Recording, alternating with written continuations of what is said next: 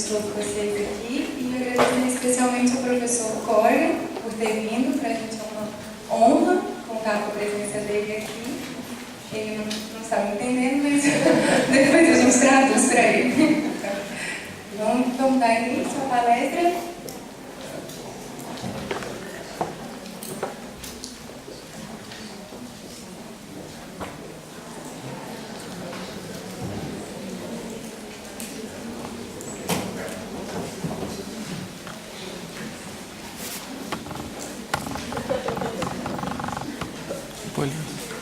Olá. Bom dia. Today you practice your English. We have a big task together. In about an hour.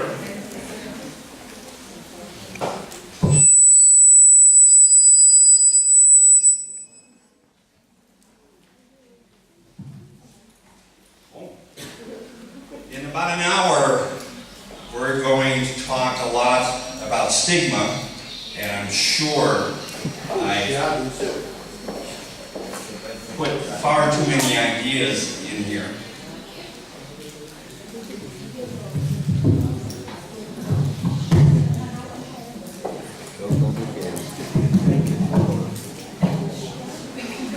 And so, we're being set up.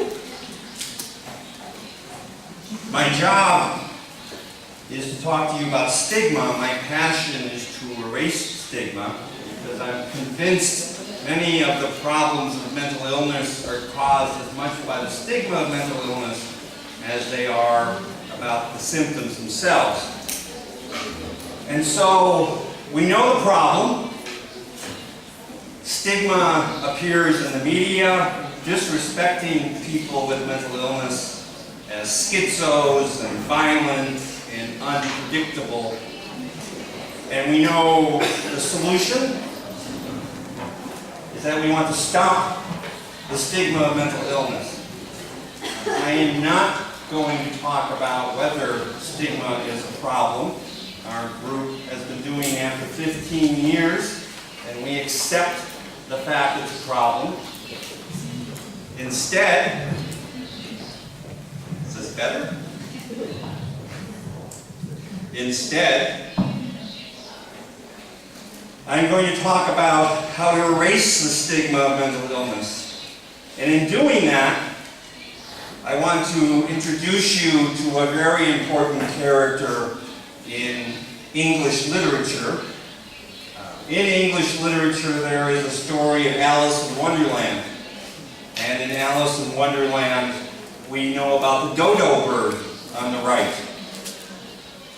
The dodo bird hosted a race in Alice in Wonderland, and at the end, the bird concluded, everybody has won and all must have prizes. And that is used as a common problem in social science, when it seems like everything works, and so we cannot be critical and discern what works better than other things. For example, we used to think Freudian psychoanalysis was a way to address schizophrenia, and we now realize that it does not work. Sometimes it may make things worse.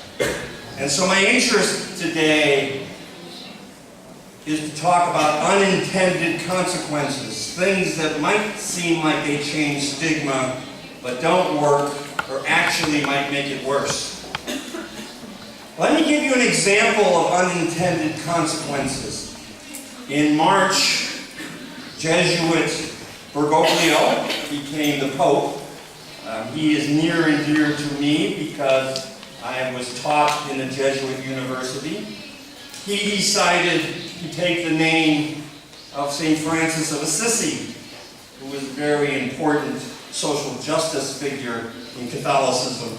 And he said, the Pope said, I want to focus on the poor and the weak, a consequence that for me is clearly important, based on a verse from the New Testament, whatsoever you do to the least of my brethren, that you do unto me. So from social justice good consequence. Here's the unintended consequence. Oops. The unintended consequence is the Pope also said the poor and the weak were the least important. My concern about that, especially as an advocate, is that we focus on bestowing to people as in charity rather than what is an important agenda, which is to empower people, to give them what is rightly theirs due to their human rights. And so my goals today is to briefly remind you what stigma is. Our group distinguishes public stigma, what we, the public, do to people with mental illness when we endorse stereotypes, and self-stigma, what people do to themselves. But I want to focus more on the fact that not everything seems to work well. Like this clicker. Also, I want to remind you that stigma change differs by health condition. My background is working in mental illness, though our group over the last few years has begun to look at the stigma of substance abuse. But stigma is also an issue of innuendo and idiom. And what might be apparent stigma in America may not work in Brazil. And so some of the examples I give you are very outstanding in America, may be less apparent in Brazil. Also, I would argue any kind of stigma program in Brazil needs to be led by Brazilians.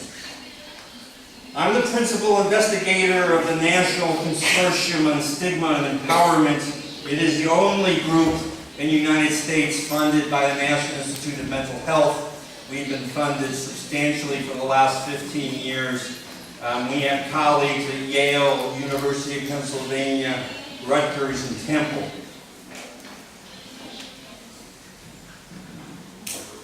Let's talk briefly about what is stigma.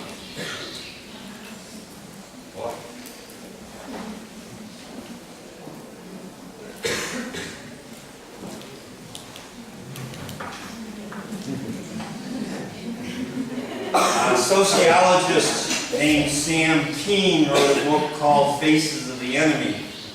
And in this book, he showed how through history, people in power have disrespected minority groups in the form of stigma. And so from my culture, one horrible example is what the majority white culture have done to the minority culture. It says, scientists say Negro still in ape stage. The reason that's a problem is not only because we horribly disrespect Africans, African Americans, but equally because this came from an 1890s medical textbook. And so we sometimes use science as an example to perpetuate stigma. Or, what in my lifetime, we realized what one half the population has been doing to the other half of the population. So the harder a wife works, the cuter she looks. And we realize this kind of selling products is very disrespectful. If there's good news about stereotypes and prejudice, in America you will not see examples like this anymore. Don't get me wrong, prejudice, racism, sexism is still a big problem, but not overt. Not true with mental illness. You see it in movies, the most popular cinematic maniac since Darth Vader. This is Freddy Krueger. You see it in newspaper, freed mental patient kills mom.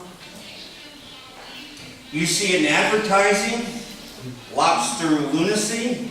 This is a crazy lobster in a straitjacket.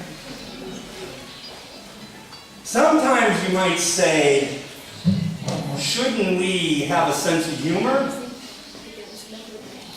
Sense of humor? Shouldn't we have a sense of humor? Isn't this just a joke? But again, and again, we used to think that this was a sense of humor. The chef does everything but cook. That's what wives are for. And we realize this is no longer okay, and so similar selling things on the back of mental illness, like this. This won the Academy Award of American Advertising about 10 years ago, selling nuts in a straitjacket. Or this, S is for Stanley. Stanley's a crazy murderer who likes to murder little boys and girls.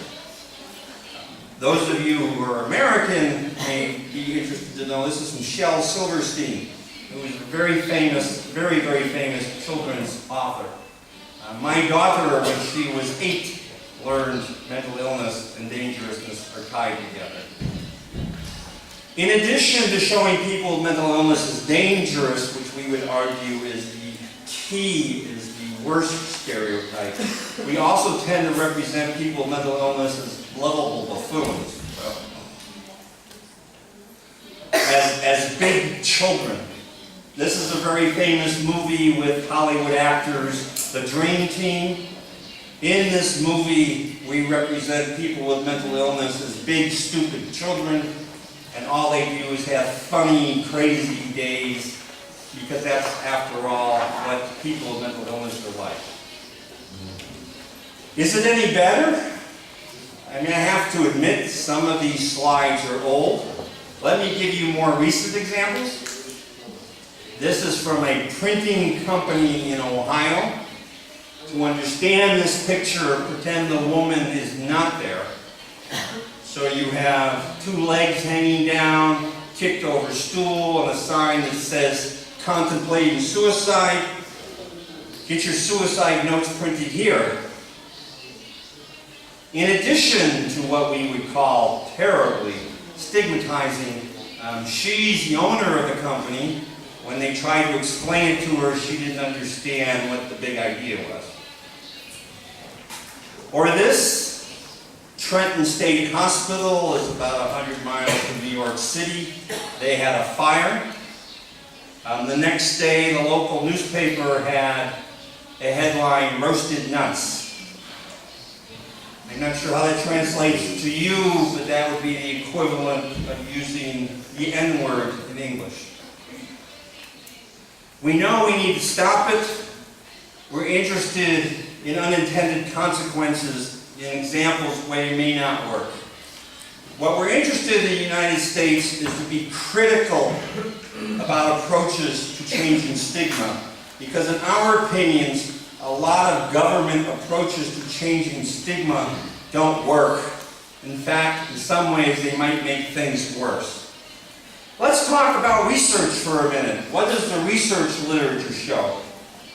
Colleagues Joe Phelan and Bruce Link, very famous stigma researcher, looked at the degree to which the American population viewed people with mental illness as dangerous, and compared 1996 to 1956. And what we would hope is maybe from 1956 it was cut in half to 1996. We would hope it would go from 40% to 20%. What we found is the reverse. Is the stigma in the United States has gotten twice as bad. Now that's data from 1996, they repeated it in 2006, and it's still bad. And before we let off the rest of the world, I will show you a meta-analysis that's just as bad around the world. Let's talk about unintended consequences. Let's talk about the easy stuff. I hear people at conferences say, you want to change stigma? Just change the words. Just quit calling it schizophrenia and call it something else. Just cure the disease. Many examples. It's like riding a pony. Many examples. We just finished a book on the stigma across all illness, and in that book we found out that leprosy is now called Hansen's disease, dementia is called Alzheimer's, mental retardation is called intellectual disability, mania is called bipolar illness. A wonderful opportunity for a research study. In Japan, this is Japanese, in Japan, mental illness used to be known as Seishin Banretsu. I wonder how they translate. And it's now called Togo Shipko Sho. Seishin Banretsu is mind split disease, considered in Japanese very disrespectful, now called integration disorder. Provided a research opportunity to find out if language improves them. What they found in Japan is mixed findings, is the public was totally unaware of the whole thing. So it had absolutely no effect on the public. On doctors, it improved their billing because you have to know how to bill, but had no effect on their stigma. I work with a colleague, Bambreko, from Amsterdam, and he particularly looks at the idea of Hansen's disease or leprosy and found out that the stigma of leprosy has not changed at all. But here's another bigger problem with changing words, is when you have the word, you're still perpetuating the difference. Whether you call it dementia or Alzheimer's or mania or bipolar disorder, you are still different than me, and different is bad. Let's look at another way. We should just cure the disease. We cure schizophrenia and there'll be no more stigma. Walter Gove, sociologist, said the stigma is actually earned, that people with mental illness are abnormal, so it's okay to stigmatize them. Or Fuller Torrey, an American psychiatrist, has frequently said people with mental illness are dangerous, and therefore the stigma is legitimate. I do not today have time to talk about population research we have done, but believing people with mental illness is an error, an effect size error of about 6. The population grossly over-understands dangerousness of mental illness. But on top of that, Bruce Link has done research that shows that the link between abnormal behavior and stigma does not hold up. Even more importantly, people talk about breast cancer, they talk about HIV/AIDS, they've been cured, and the stigma has gone away. Well, first off, HIV/AIDS advocates would say, I'm not sure HIV/AIDS has been cured, nor has the stigma gone away. More compelling, people frequently hold up breast cancer as an example, the stigma has gone away. But research has really not been clear on whether decreasing the stigma improved the cure, or curing the illness decreased the stigma. So, just change the words doesn't work. Let's look at stigma change from another angle. As you may know, professors like matrix, and this is a matrix we like. This organizes all the ways of changing stigma, and we would argue there are 3 processes for changing stigma. Protest, shame on you, stop thinking that way. Shame on us for thinking bad things about black people. Shame on us, stop thinking bad things about people with mental illness. Education, contrasting the myths versus the facts of mental illness. Or contact, actually meeting people with mental illness. One of the tough things as they're translating and I'm giving you a lot of information. Here's an important moment. Protest makes stigma work. Education absolutely does not work.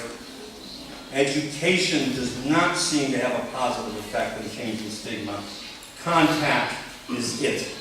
Let's look more specifically, hopefully today.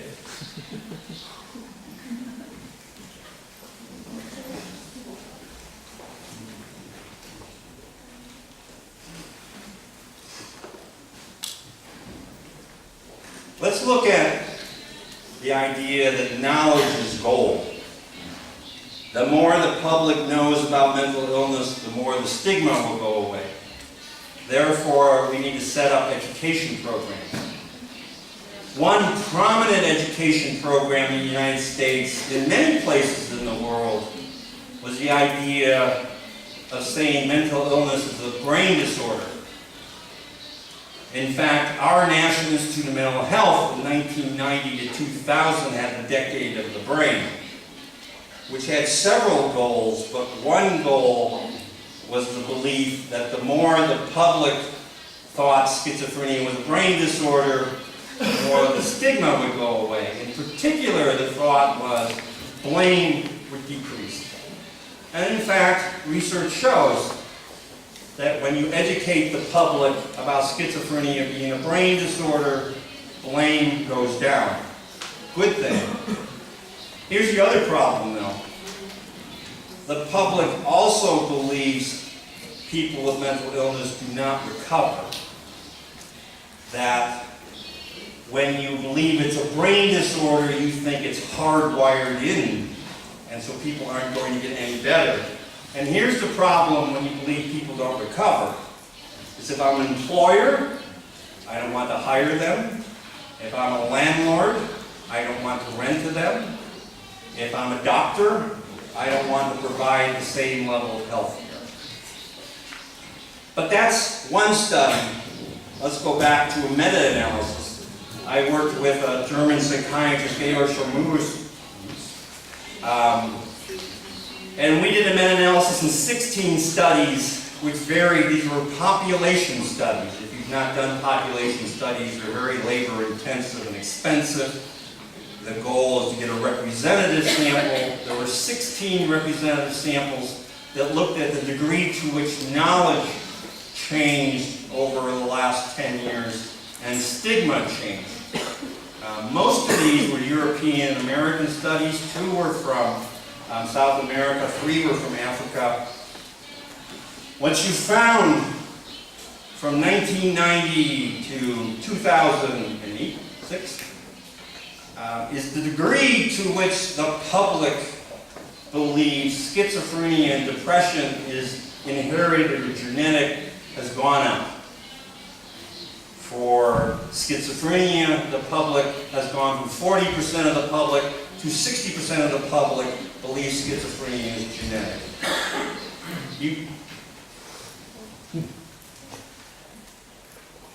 Wow. Good luck, man. Also, what is the degree to which we believe schizophrenia is a brain disease? And you see over 15 years, it has gone up dramatically. So that 70% of the population of the world believes that schizophrenia is a brain disease. That's a good thing, right? The world believes schizophrenia is a brain disease, so stigma should go down. No. The proxy of stigma in our research was the degree to which you would accept a person with mental illness as a coworker.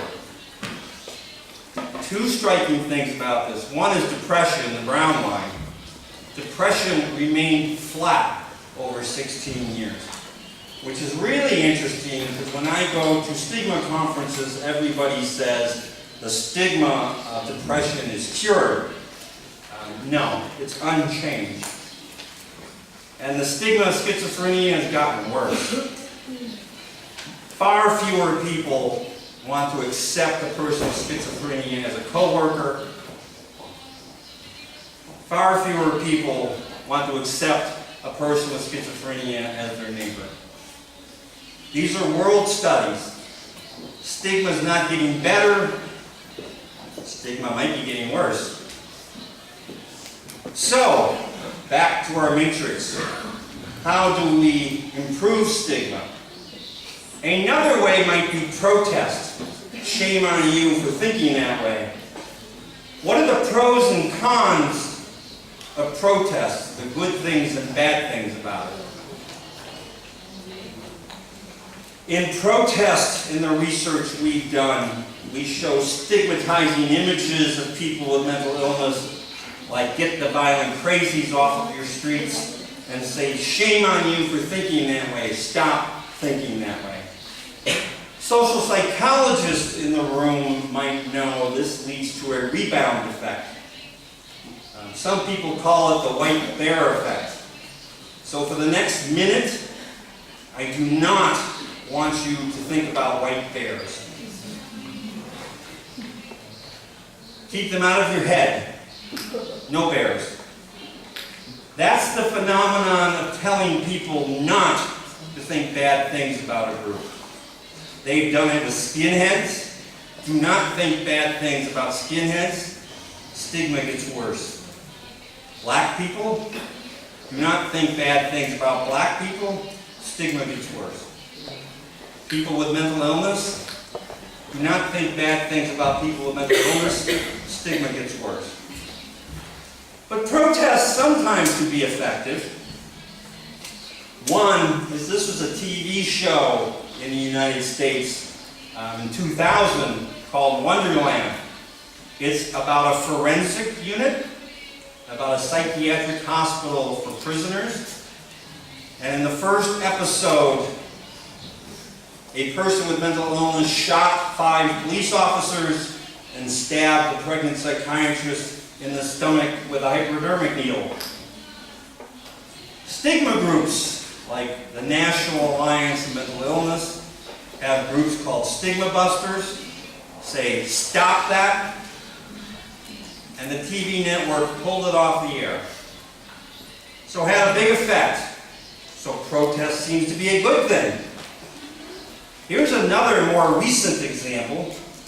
It's a donut store near San Francisco, California, called Psycho Donuts. Again, I'm not sure how well this translates, but in our language, it would be like trying to sell images using black people disrespectfully. They had the Jason Nut, he's a scary movie figure, the suicide squeeze, the crazy face, all stigmatizing images of people with mental illness. Here's what happened. Stigma Busters, a anti-stigma group, started a campaign saying, join the national online food fight. Help turn lemon donuts into lemonade. With an effort to try to decrease the stigma that this donut shop was doing. The local newspapers took it on as a civil rights issue. This reads, I'm an advocate of equal rights and a more tolerant world towards all people of different races, religion, gender, and sexual orientation, but that is it. Anything else is just moronic. They argued that protesting Psycho Donuts was an issue of freedom of speech. And so groups actually came out against the protest. And one of the results, Psycho Donuts has gone franchised. You can buy a Psycho Donuts franchise all over the United States. Its selling power is skyrocketing. Protest doesn't always work. Contact. As I said, I'll admit my bias. I think the most effective way of changing stigma is contact. Contact is interactions between people with mental illness and the rest of the public. How does contact versus education show up? When we do contact in our research, we use a gentleman named Bob Lundeen. This is Bob. Bob has schizoaffective disorder.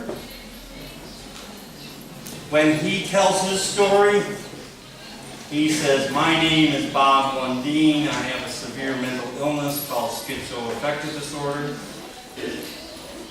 My childhood was not unusual. My mental illness is traumatic. This is not test anxiety. Bob has been hospitalized more than a dozen times. Bob's been on medication for 30 years. Bob has tried to kill himself. Bob's abused drugs and alcohol. And despite all that, he's achieved most standards of success in the United States. He has a full-time job. He has his own condominium. He travels all around the world. And despite that, stigma makes his life hell. And so we did another meta-analysis. For those students out there, meta-analyses are great. You take your students, you chain them to a desk, and you make them look at all the journal articles. We went through 1,000 studies on stigma change and found 79 studies now meeting criteria for trying to change the public stigma of mental illness. 13 were randomized controlled trials representing more than 38,000 subjects. We wanted to look at 3 dependent variables. One is the overall effect of stigma change. The second is the effect of attitudes versus the effect of stigma change on attitudes. The third is the effect of stigma change on behavior. This is what we found. There's 2 analyses you can do in meta-analysis. The first is whether the effect size is significantly different than 0. And in each case, blue is the effect size for contact, red is the effect size, blue is the effect size for education, red is the effect size for contact. In every case, education and contact improve overall attitudes and behaviors. However, in every case, the effect of contact was almost twice, if not 3 times greater. Here's the other thing. We found 3 studies that are in the literature that have looked at follow-up. Our group did 2 of them. In every case, any effect due to education went back to baseline.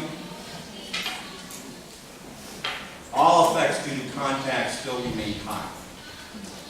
So if education makes any positive change, it's a race to follow.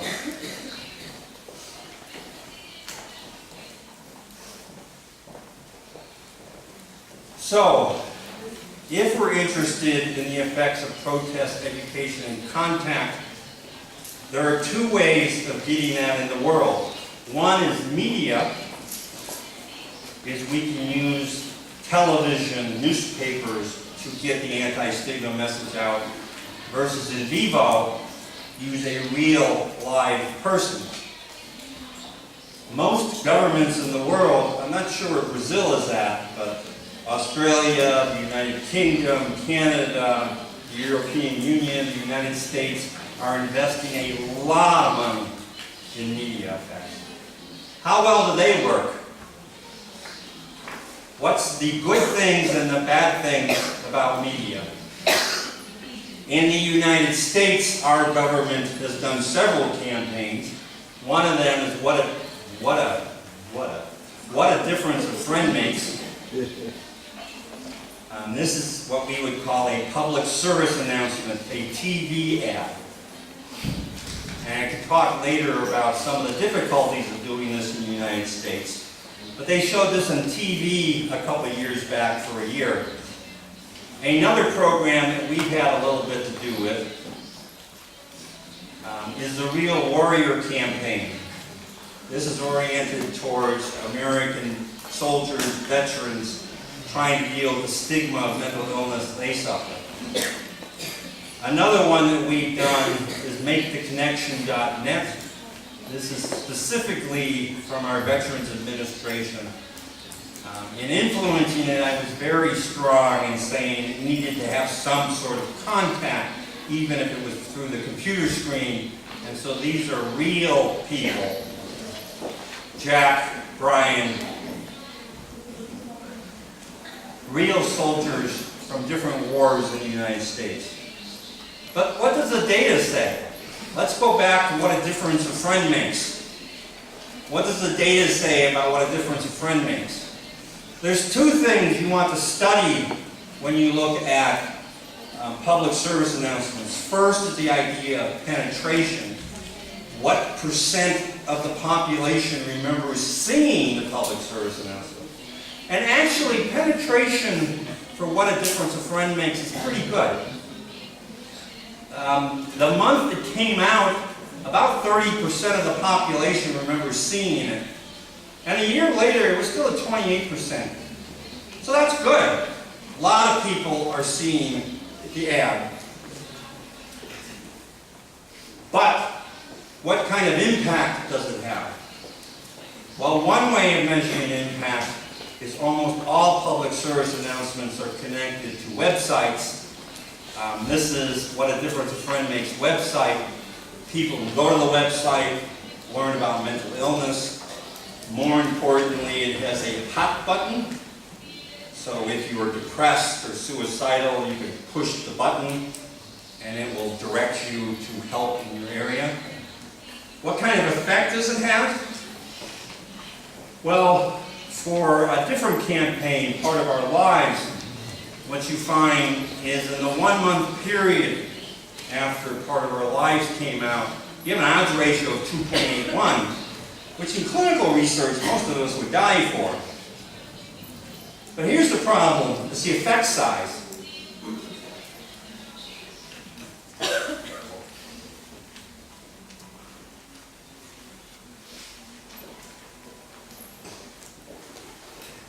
I'm part of a study here, aren't I?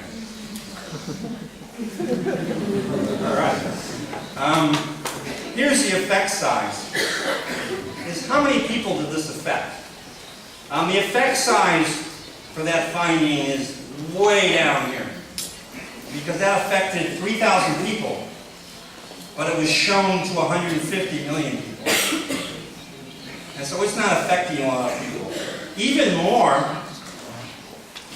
of those people who did go to the website, 88% left after 1 minute. And so these public service announcements, website things, are not having great effects. Let me skip ahead.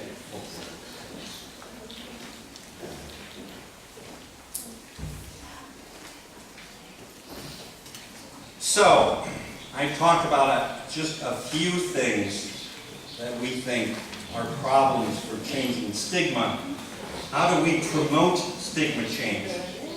This is a program we've developed with advocates in many countries, again, Australia, the United States, Canada, the European Union.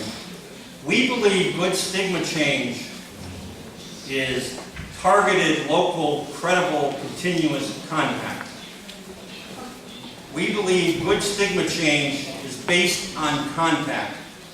The whole thing rests on people with mental illness coming out, telling their stories. We believe that experts, scholars, really do not have a lot to offer for changing public opinion. That you need to pay for and empower people to tell their stories. If you're going to do that, it needs to be targeted. Who should targets be? In our opinion, changing the population's attitudes is much too hard and not going to work. As one advocate said to me, I would like you to like me, but I'd much rather you not discriminate against me and block my opportunities. And so we believe good stigma should be targeted to a specific group. I'm a rehab psychologist. I'm a rehabilitation psychologist. And so I'm interested in getting people back to work. I'm interested in employers. And our work has shown that stigma stops many people with serious mental illness from getting back to work. And so we believe stigma programs need to be developed just for employers. Or programs need to be developed for landlords. Because landlords will not rent to people with mental illness. Or healthcare professionals. In the last few years, our group has become very interested in primary health care for people with mental illness. And the research is horrendous. If you go to a doctor with heart problems and need a referral to a cardiologist, you're 50% less likely to be referred if they know you have a mental illness.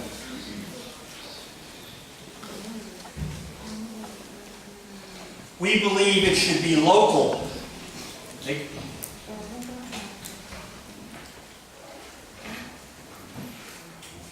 Again, I come from the United States. We work closely with Canada. Generally, Canadians view anything as American as a stupid idea. And so the Canadians want to develop their own program. My hunch is anything that's American won't go in Brazil either.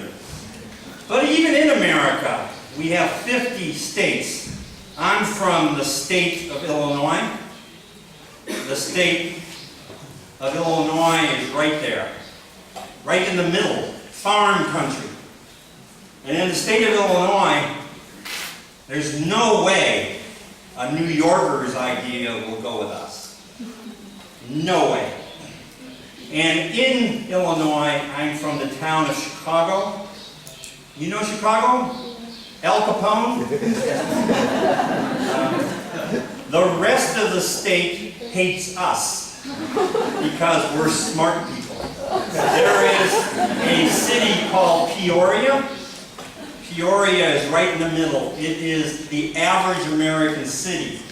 And one of the expressions of America is, does it play in Peoria? Things from Chicago do not play in Peoria. So I would argue that people from Peoria need to develop their own program. People from Chicago, people from New York. I don't know how you divide up Brazil, but my hunch is things in Rio won't play in other parts of the country. Even within a country, things vary by city. Very much of interest to us is religious communities. And so things vary by church versus synagogue versus mosque. We're doing research now with the Muslim community. Their views of stigma are very different than the Christian community. We also believe good stigma change is credible and continuous. Credible. Who should give the message about stigma?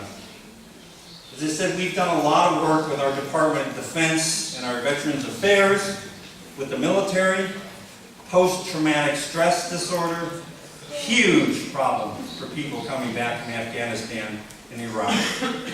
I was never in the military. I don't have a lot of credibility with soldiers and sailors. But even so, in the military, Army talks to Army, Navy talks to Navy, Marines are better than everybody else. And so you have to set up a program so people within the branch of the service talk to each other. Finally, stigma change needs to be continuous. Once is not enough. I mean, meeting a person with mental illness once has a pretty good effect. But you need to meet people with mental illness over and over again. And here's the problem. Having a stigma of mental illness is like having the stigma of being gay. Is you can hide it. I mean, in this room, statistically, 10% of the people are gay, 20% of the people are mentally ill, and I can't tell who you are. In the gay community, at least in the United States, many gay people have come out. And so we would argue we need the same thing for people with mental illness. And so we would argue the grand plan for erasing the stigma of mental illness, the atomic bomb for erasing the stigma of mental illness, is everybody with mental illness should come out everywhere. People should come out mad. Mad for us is a double meaning. Mad means angry and mad means crazy. You should come out mad and come out proud.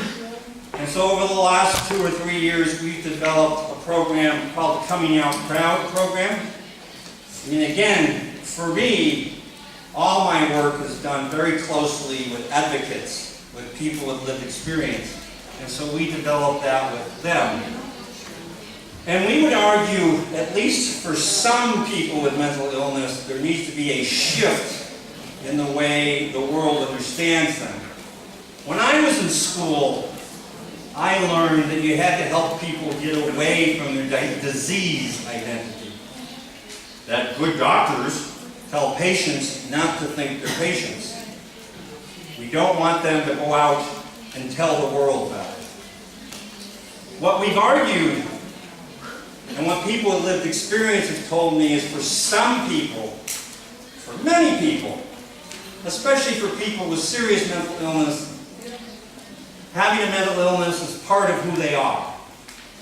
And so just as I'm Irish, and I embrace being Irish, so I have a mental illness, and I embrace that's who I am. One of the things we've struggled with is the idea of pride. Is pride a fair term to describe one's identity with mental illness? Well, partly, pride is an example of accomplishment. For people with schizophrenia, just getting up every day and working and going to school is a major accomplishment, equal to a doctorate. But even more importantly, having a mental illness is part of who they are. Again, in America, we all come from somewhere else. And so I'm proud of being Irish. I didn't do anything to be Irish. It's just part of who I am. We would argue it's a matter of being authentic. That it's part of who I am and therefore should not be hidden in a closet. And so we developed a program with 3 lessons. This program is led entirely by people with mental illness. The first lesson is to ask people to consider the pros and cons of disclosing. What are the good things and the bad things about coming out? Research shows people with mental illness who come out genuinely have better quality of life, better sense of empowerment, better sense of self-esteem. So there's a lot of pros to coming out.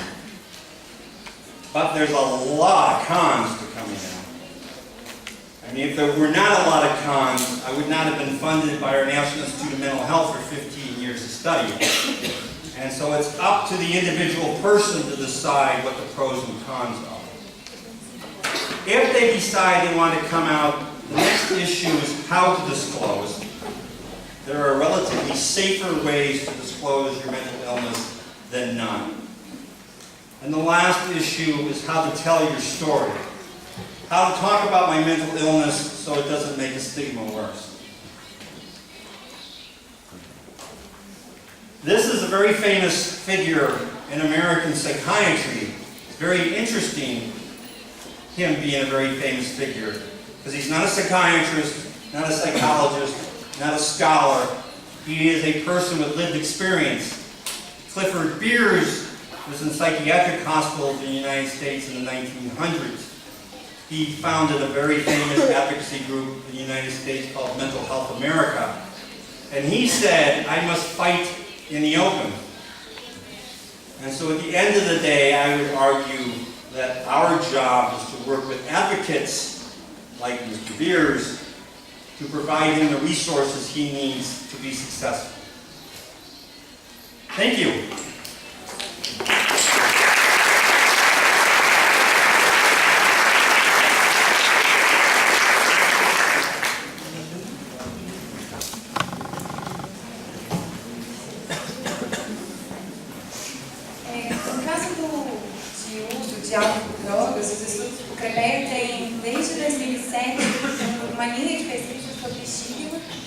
E nessa linha, nós encontramos diversas pesquisas que a gente tem feito desde 2007, os nossos resultados foram muito parecidos com o que o Dr. Corrigan apresentou.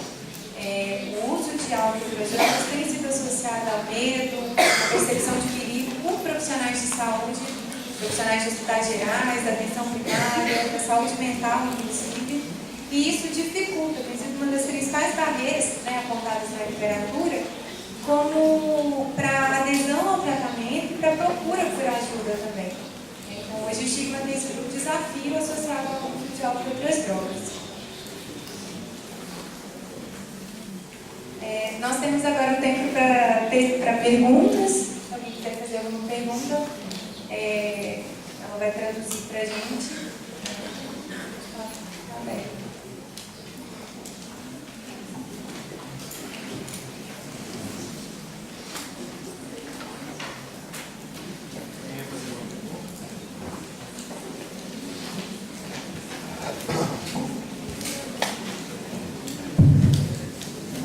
Hi, I'm curious what you know about or think about how this research and your ideas translate to people either currently in treatment for addiction or in recovery for addiction, and the stigma of that.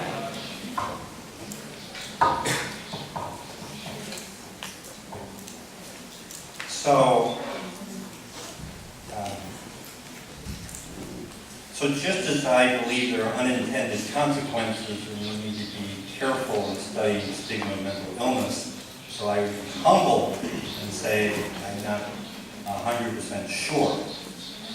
One of the things we did not talk about is stigma for us is understood as stereotypes, prejudice, and discrimination. Stereotypes about mental illness is they're dangerous, weak, incompetent. I don't know what the stereotypes are about substance abuse. Discrimination for people with mental illness is not being able to work or health care. I don't know what they are for people with substance abuse. I do know the method, though. The method, good content validity, is this needs to be done with people with substance abuse. As a provider, I have a very different view of mental illness than as a patient. And so I think you need to partner with people with substance abuse, as you're already doing, partner with people with substance abuse, to understand the stereotypes of discrimination. I do have a very young faculty member at the University of Massachusetts who is tackling this. And we do think there's two big differences. One is substance abuse is illegal. And so there is a government source of stigma. Whether that's a correct source or not, you could argue, but there's a government source of stigma. Also, you might argue whether that stigma is a good thing or not. Does it push people away from using? The second thing is 12-step program. You have 12-step programs? 12-step programs are pervasive in the United States here too. So coming out with your substance abuse is a big thing in 12-step program. Long history, not so in mental illness. So I would think 12-step program would have a big effect in terms of stigma.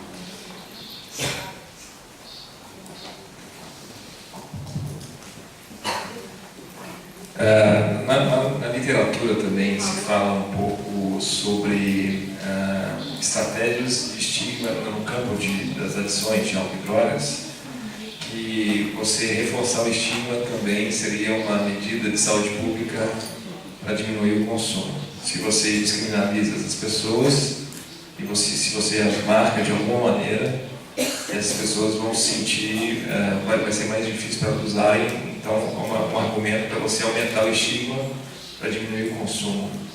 Queria saber a sua opinião sobre o lado que se coloca como seu lado positivo de você estigmatizar alguns grupos para deixar de ter algum comportamento específico, especificamente em álcool e drogas.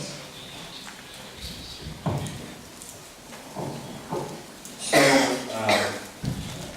are you asking the problem with stigma and drug abuse is public stigma decreases drug abuse, but public stigma also pushes people away from treatment. Yeah. So that's the balance. In a legal drug, in smoking, the smoking literature mostly would suggest public stigma is increased. But it's hard to sort out because there's also legal issues regarding I would argue that's the really interesting research question, is at the end of the day, does government programs of smoking crack or bad make it up or down? Here's something that makes it even more complex, is for our field, stigma dissuades people from seeing psychiatrists, which is a problem. So lots of people, Beyond Blue from Australia, lots of people are trying to decrease stigma so people will go seek help. Our research suggests it might increase help seeking, but it also increases public stigma. Because when I see public service announcements about people with mental illness needing to get help, I think they're broken. And so employers are still less likely to want to hire them, and landlords are less likely to want to rent to them. And so it's an unintended consequence.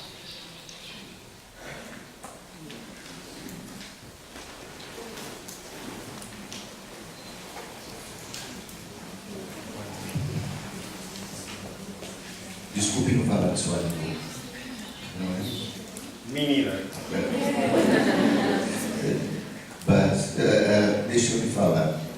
Uma coisa que me chama a atenção, que parece que as pessoas que são objeto de estigma, tanto o doente mental, quanto a pessoa que tem algum transtorno relacionado com comportamentos compulsivos, sejam eles associados ao uso de droga ou outros comportamentos compulsivos, sofrem algum tipo de estigma. E estes familiares destas pessoas parece que recebem algum tipo de transmissão desse estigma e contamina a família. De algum modo, existem alguns sintomas que esses familiares aparecem, demonstram, não é? Que parece que são aumentados por conta desse estigma. O senhor já viu alguma coisa semelhante disso acontecendo na sua prática?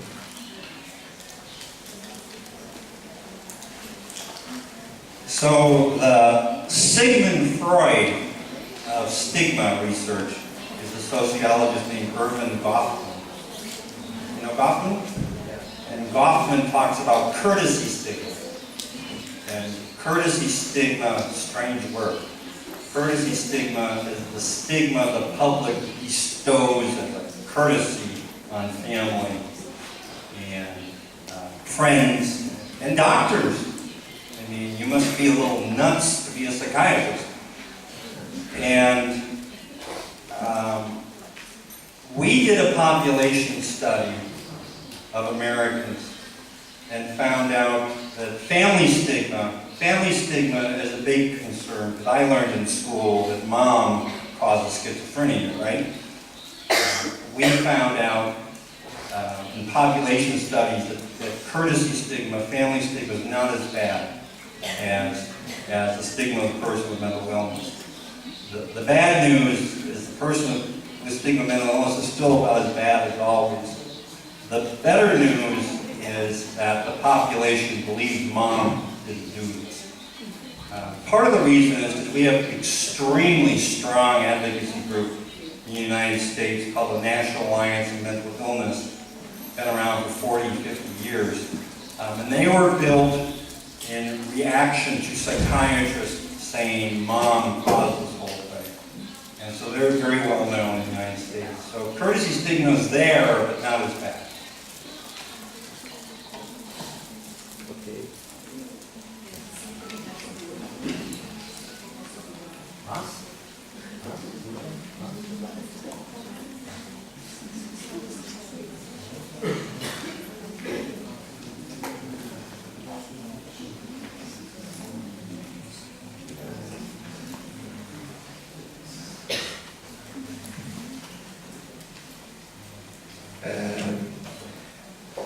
A pergunta pergunta seria mais um pouco levando termos mais sociais, né?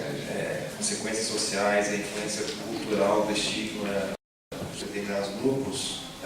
Inclusive, por curiosidade, esse cartaz que tem do evento foi uma pesquisa que o grupo Estigma realizou com a ajuda do Henrique, que são alguns temas que a mídia, grande mídia brasileira, circula sobre o tema. Isso leva, a gente sabe, como a mídia como uma fonte importante de reforçar alguns estigmas.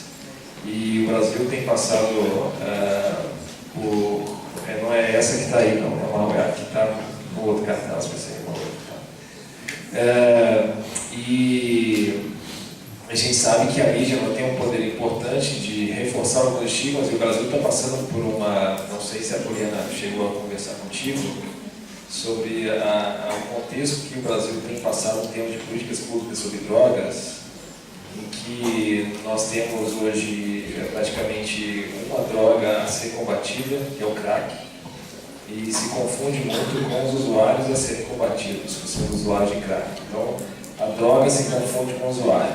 A pessoa e a droga são quase a mesma coisa, e que estão havendo algumas propostas de resolução disso com ações bastante fortes, no sentido de muitas vezes de reclusão de pessoas que usam crack nas ruas, etc. E que a gente já tem percebido até nos serviços de atendimento, especificamente na cidade de São Paulo, num serviço específico, muitos usuários que deixam de procurar por medo não só de serem repreendidos da justiça especificamente, mas também do tipo de tratamento que eles vão receber a partir do momento em que publicamente isso se confunde o uso com o usuário e quais são os rótulos vinculados a esse comportamento de uso, etc. E eu queria saber a sua opinião sobre o efeito, a potencialidade da mídia e para mudar, para fazer advocacy nesse caso, e quais seriam as consequências disso, do poder da mídia frente à questão do estigma de alguns grupos específicos, reforçando ou diminuindo o estigma, e a influência disso nas políticas públicas como uma reação frente à pressão que a mídia, como representante da opinião pública, para resoluções imediatas de alguns problemas, tendo em vista uma visão que se tem sobre esses grupos.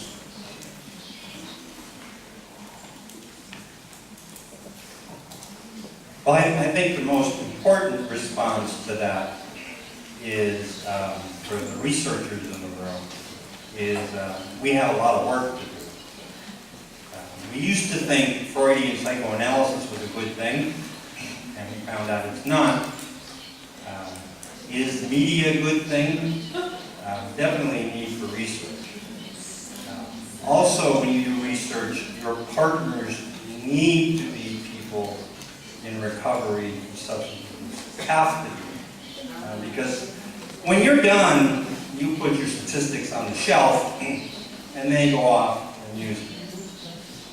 That said, my knee-jerk response to media, media is for politicians.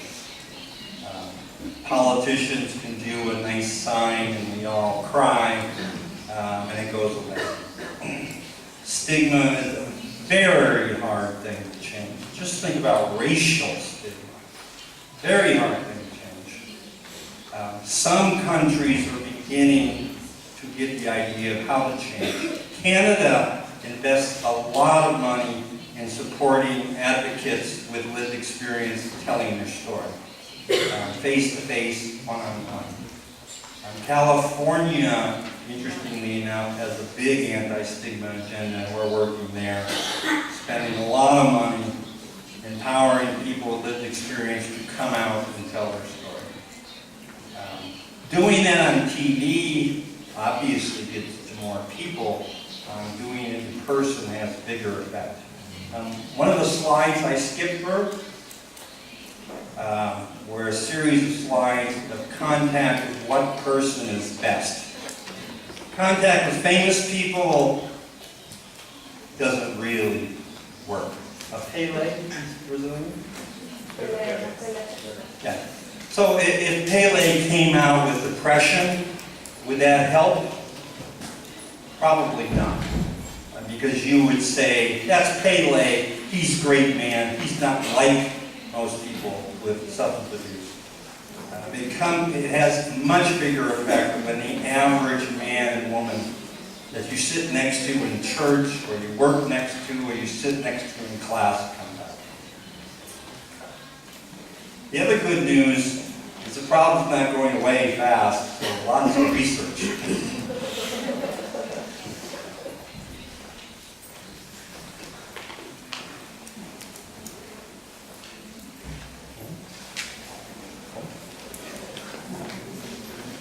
Gostaria de agradecer Fora e a gente, acho que isso ilustra bem todos os problemas e os desafios que estão associados, né, à estigmatização de usuários de álcool e drogas. Nós vamos encerrar e para dar continuidade, né, às novas atividades.